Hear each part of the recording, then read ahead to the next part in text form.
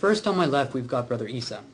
Brother Isa accepted Islam approximately 3 years ago. And was it at the Masmin Center that you actually did your Shahada? It was. It was right here in this upstairs. Excellent, excellent. So you've started to get to know the people, the brothers and sisters in the community. Let me ask you a question that I'm sure you get asked a lot. Why did you embrace Islam? I do get asked this question a lot, and I could say that the most convincing reason for me was Islam's logical nature. I had a lot of questions, and I found that Islam really, quenched the thirst that I had. I felt that everywhere I looked in the, observational world, that I could see everything had a perfect code of conduct. Everything had a sort of a set of rules that it followed. The plants and the animals and even evolution and everything had a really refined course that it was taking, except for humans.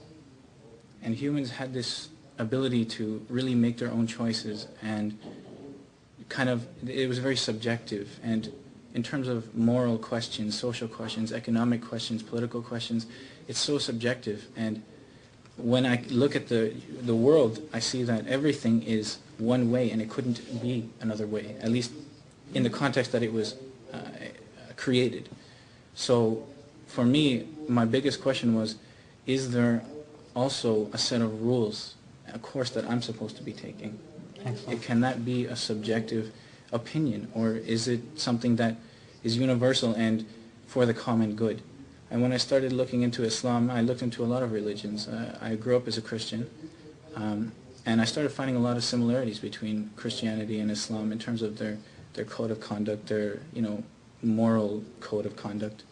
And I looked at a lot of other religions, and I found that really the major point to our religion is to be a good person. At the end of the day, it's to become a good person. Excellent. And my question at that point was, okay, so how do I become a good person?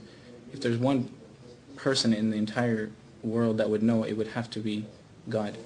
So I asked God, how is it that I can achieve, the pinnacle of my humanity?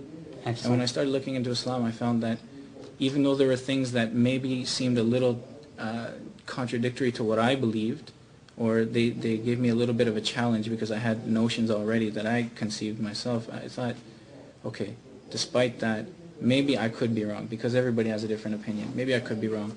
And when I looked at it closely and analyzed it, and I realized that we can take these arguments and let's take them in a very objective, rational way, devoid of emotion.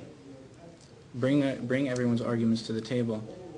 Islam, I can honestly say I'm completely convinced that it will not lose. Excellent. That's some very profound words. Now let me ask you a question in closing.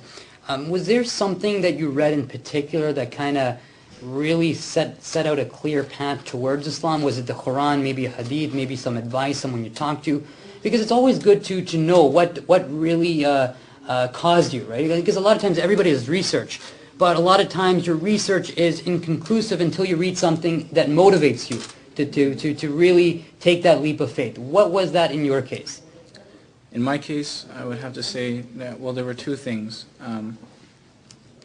The Bible is really where I started. Excellent.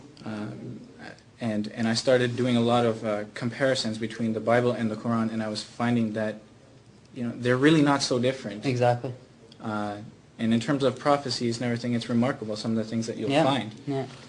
And also, within the Quran, one of the most fascinating aspects of it to me was the scientific advancement of this book. Excellent. Written 1400 years ago, and giving insight as towards things that we're just coming to know within the last 20 years. Excellent, excellent. You make some great points, and just to kind of build on some of his points, a lot of times when you start to really look at things from a third-party perspective is the only way that you actually find the truth.